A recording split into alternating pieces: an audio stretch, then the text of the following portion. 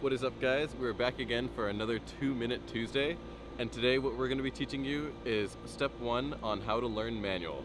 Today's going to be a pretty simple session, so nothing too crazy, but after this series you'll be able to drive with all the rest of us. Hopefully. So let's get started. Step 1, open your door. Step 2, hop in the vehicle. So the first thing you want to do once you're inside here is familiarize yourself with the controls. If you've ever been in a car before, you already know what those two pedals do. You got gas and brake, and then now you got one extra pedal right there. That's a clutch. So basically what that does is when you press it, it goes into neutral. And then as you release it, it slowly comes out of neutral. And if you're a beginner, that's like probably all you need to know. But then next, you got the jiggle stick.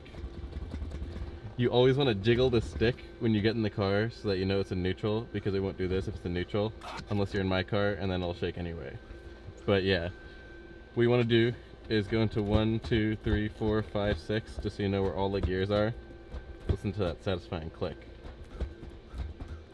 Yeah, and then also, when you release the clutch, every single time you do it, it's going to have to be slowly and smoothly. And every car has a different bite point.